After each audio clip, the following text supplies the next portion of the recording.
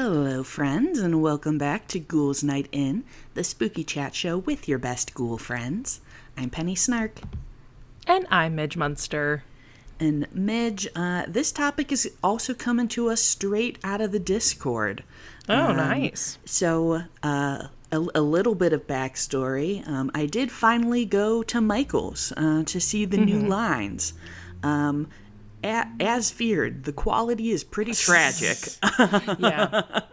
But as we discussed, in kind of their mystic magic line, there are a variety of pieces that reference Houdini. But there is actually another man who features prominently. You may have seen him, a turban, big eyes. And in the Discord, the question arose, who that? Who is that guy? Who's that guy? And I was like, I want to find out who that guy is. There may not be a whole episode about it, but when I started looking into him, there was a whole episode about it. Penny, it's obviously Jumbie from Pee-wee's Playhouse. Yes, that's what people say. They were like, I think it was the genie from Pee-wee's Playhouse. Very, very similar vibe. No. But not exactly. I'm going to shout out to forzonimagic.com, who is a currently active magician and mentalist who shared a really great biography that filled out a lot of details. So I won't keep you in suspense, Midge. This poster that we see at Michael's is actually a lithograph print to advertise the performance of Alexander, the Man Who Knows, who was an extremely popular stage psychic and magician, who was the highest paid mentalist in the world at the height of his career, which was 1915 to 1924. And was known as the richest man in vaudeville when he retired. Wow. Yes. His show involved a variety of magic tricks and illusions, but the main draw was his psychic question and answer segment.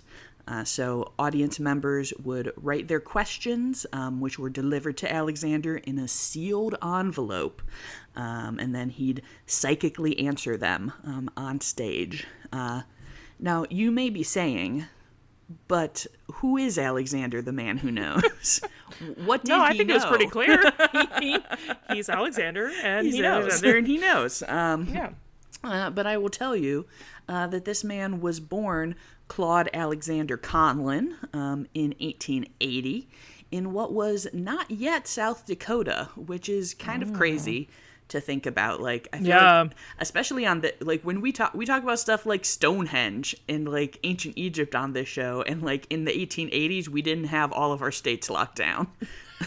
Correct. So we're flying by the seat of our pants here. So Claude was actually known as CA by his family because his brother Clarence Berthold was CB. Sure. So they were just on a theme there. When he is a young man, the family moves to the Alaska Territory, and at the public library, he starts reading books on magic and kind of falls in love with magic. He's expelled from high school at 17 and decides he's going to strike out on his own, as one does. He's like, you know what? I think I know. He's like, I know you guys. So he heads east, and he goes just about as east as he can go because he ends up in New York. And where would he be but Lilydale? So this may sound familiar. This may have been mentioned on previous episodes. Lilydale was and still is the home of spiritualism. So Claude gets a job there as a cleaner and a boat boy. I was like, nice. What's the job of a boat boy? I mean, it's on a lake, so I guess just boat maintenance. I don't really know. Yeah, I'm picturing it like a pool boy, but for boats. Yeah, exactly. Like cleaning the boats, making sure the boats don't go anywhere. But while he is here, he learns all of the tricks of the trade of a spiritualist medium. Everything we've talked about in our seance episodes, board writing, secret sounds, all of that good stuff that the people like to see. But he doesn't go whole hog into spiritualism right away. Instead, he heads back to Alaska for the gold rush. Oh, interesting. As one does. And this is where he becomes best buddies with none other than Alexander Pantages. Yes, of Pantages Theaters. Yes. Networking. Hey. In Alaska, apparently. In Alaska. So during the gold rush, he is working a bunch of kind of odd jobs, but including selling his services as a psychic to help prospectors find gold. Oh, nice. So he gives his first stage performance in 1898 when he is 18 years old. But it is when he returns to Seattle in 1902 that he starts working as an illusionist. And at this point, he is performing as Alexander the Great. And you may... Yeah. You may say that name was already taken. You may say that. For a guy who knows. Right. So you may remember Houdini had his big breakthrough in 1899. This is right at the same time Claude is seeing this guy, playing all those big vaudeville theaters and is like, yes, this is what I want. I want to get in on that. So he's traveling around doing his big illusions. He has a small mind reading set as part of the act, but in a twist of fate that would define the rest of his life. In 1906, a blizzard strands the train that is bringing all of his magic gear to the show. Oh, no. And he is like, fuck, I have no show. I have no magic. I have no magic. And the assistant suggests doing the mind reading act as the main show. And people fucking love it. They are like, hell yeah. And so we'll take a break to say here that whatever his talents may be, one of them was 100% marketing. So this guy got a real P.T. Barnum situation going on. Definitely. He initially rebrands to Alexander the Crystal Seer, which is also pretty sick. Audacious. Pretty audacious. But from there, he does start going by Alexander the Man Who Knows. He is using a crystal ball in his act, dressing in robes and turban. The whole show is a very, very Orientalist vibe. Very popular in this time period. Yes. Not necessarily so great, but the whole reason that we're doing this episode today is because he made these incredibly rad lithograph posters that people are still selling them today. So... He was really well known. There's several posters. I'll post some in addition to the one that we see at Michael's on the Instagram. But they look so cool, and it is kind of like, as I was looking at them, I'm like, yes, I have definitely seen these, and they are just kind of what you picture when you think like old timey magic poster. Sure. Yeah, and they do, I will say, like, kind of going along with the Orientalist vibe, you can definitely see that, like, his skin looks maybe suspiciously darker in some of these prints. It's very much like a Valentino chic vibe, of the time where people were like, ooh, but what if I was a little exotic? JK, I'm still white. Yeah, I also feel like I've noted that, to me at least, it looks like he's like filling in his eyebrows too to look like denser, like just I'm like, I don't feel like you had black hair. Like I don't. Yeah. So you may think that being an incredibly famous psychic and stage magician would take up most of your time. But Claude was getting up into all sorts of shenanigans off the stage. Claude, what are you doing? Yes. So there are a lot of different things that are reported in biographies that are both from the time. So like in like the 1940s, I think there was like a big biography done of him, as well as people who have kind of tried to revisit like old scrapbooks and talk to family. So let's say some of the greatest hits include escaping from prison, going on trial for trying to extort money from a millionaire, bootlegging on a speedboat. He also claimed to have killed 4 men. All right. So there is apparently like a newspaper report about a time that he did shoot someone who was mugging him. He claimed that in his original Alaska days, he killed the con man, get ready for this name, Jefferson Randolph, quote, Soapy Smith. Come on, Soapy. Come on, Soapy. Who was threatening Pantages. That reminds me in a Halloween town where they keep calling Sophie Soapy. Yes. She's like, it's Soapy. Yes. It does sound like that was probably made up. There was a man named Soapy Smith who was murdered. But there was nothing like none of the reports connect him to it at all. He also married between 7 and 14 women in his lifetime. Sometimes more than one at a time. They didn't keep great track of stuff back then. Hence why you could marry 7 to 14 women. Exactly. But so like in general, I don't know if any of this has been corroborated. So like I'm not saying that any of these things are or are not true, but like as we know, someone who makes their living from being like a kind of a stage huckster, like he would have reasons to make his life sound more exciting, is all I'm saying. I did love this magician site who like had this biography of him was just like, it sounds straight out of a pulp novel. And I was like, this is very true. It probably is. Maybe. So like he is confirmed to have been married several times, and also of course several of them are like, oh, and then he married his 17-year-old assistant, and I'm like, great. Cool. Classic. Yeah. Always love to see that. But unlike many people on our podcast who either die young or fade into destitution, Claude seems to have retired when things were still going really well, after making just like a boatload of money. So he actually, this also lends to my sort of general dubiousness about this man's character. So he publishes a book called The Life and Mysteries of the Celebrated Dr. Q, which is like a pseudo autobiography of this, mysterious Dr. Q that like reveals a bunch of spiritualist medium tricks and talks about like how they do this. So I believe that this must have been, so I think this was published anonymously at the time. It was later like republished with his name on it. But several sources describe him as publishing this after he retires, but also it was published in 1921 and he kept performing after that.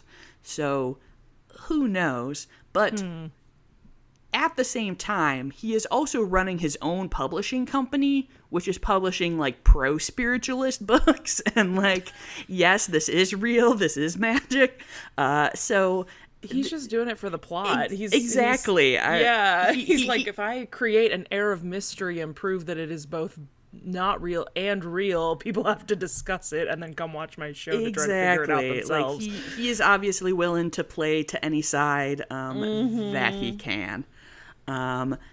Did I miss a chunk of my... I did. Okay. I was like, wait a minute. I didn't talk about the main thing I wanted to talk about. I skimmed past part of my notes. Thanks for listening today. No.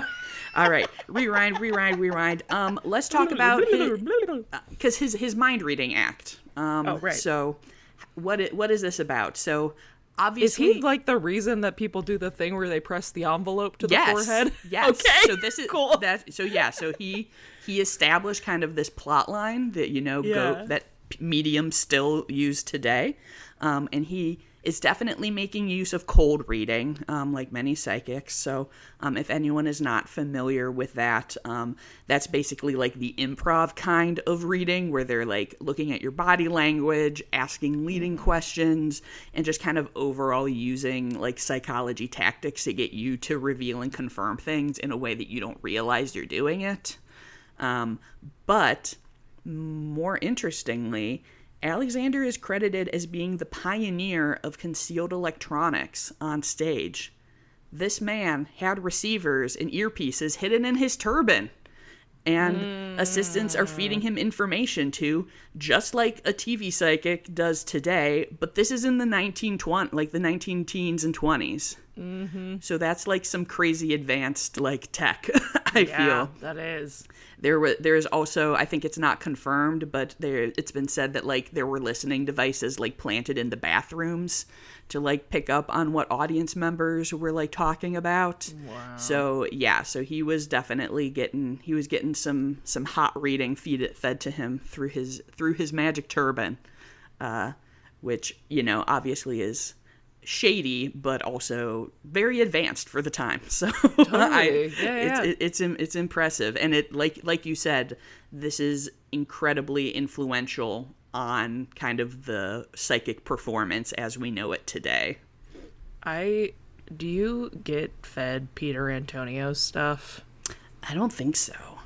There is a modern Alexander, the man who knows, named Peter Antonio, and he is a like small British man that looks like he should be playing the Doctor in Doctor Who. And I am so fascinated because like obviously we have more technology than ever, so it'd be easier to fake something like this. But at the same time, he is doing it in such a stripped bare way, like that, like he's not wearing a turban, Yes. Yeah, and I will say, like, I have seen, like, a mentalist perform, like, as part of a large, like, magic show, and it's super cool and impressive at, like, any, like, stage illusion. Like, I'm like, how'd you do that? Like, that's so cool, especially when it is, like, something that can't be done through, like, just, like, listening in, and it's a fascinating skill set, and it is an interesting skill. I don't appreciate when people are, claiming that they are doing it for real and taking money from, unhappy people. But if you're just like, hey, check out this rad thing that I can do, I'm like, all right, that is pretty rad. Yeah, I think all of his posters actually say like psychic in quotes comedian. Yeah, like, totally. Yeah, I still, now I can't remember who it was that I saw, but like when I saw it, it was like at like the theater that we have like Broadway shows at. And so you had like a full program, and the mentalist in the show like led through something, and then it was printed in the program. Whoa. So it was like, what? And so that was like the craziest thing.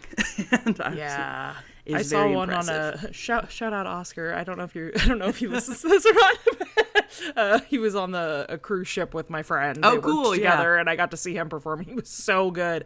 But yeah, I don't know. I'm like,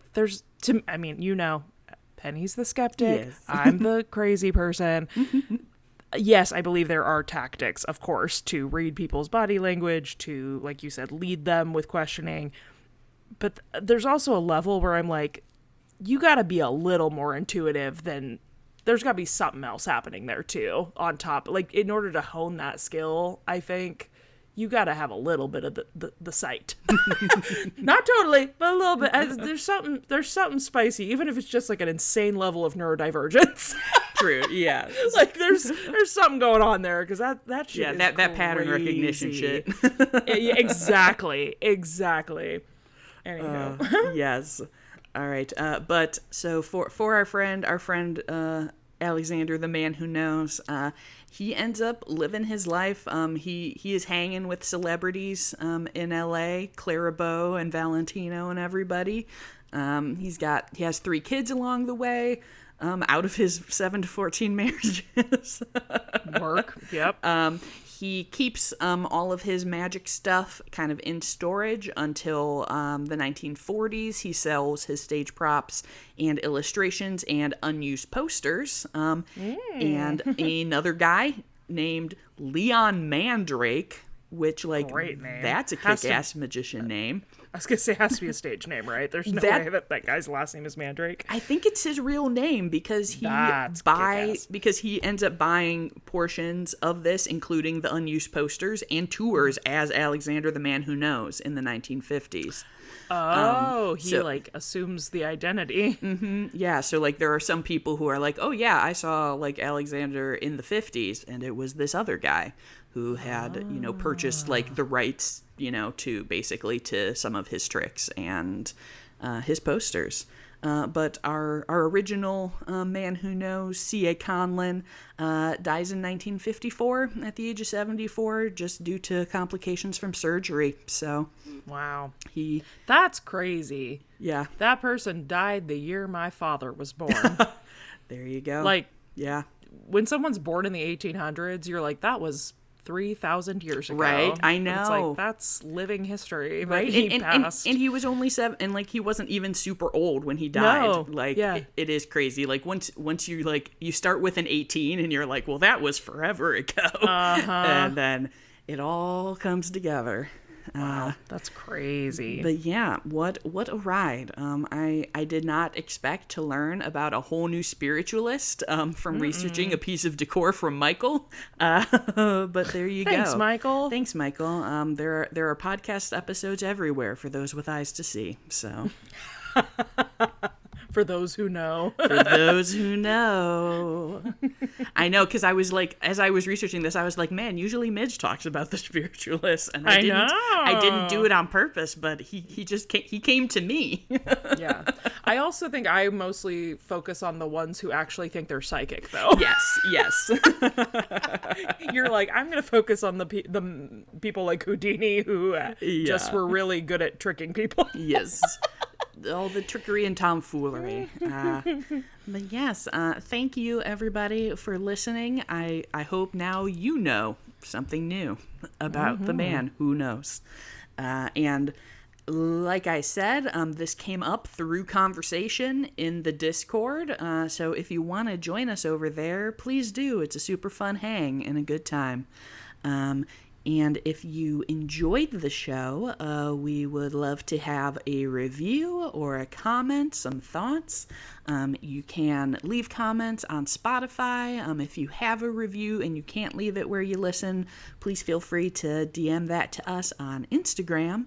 But I do believe Midge has a Spotify comment that was on our mermaid episode. Yes, I do.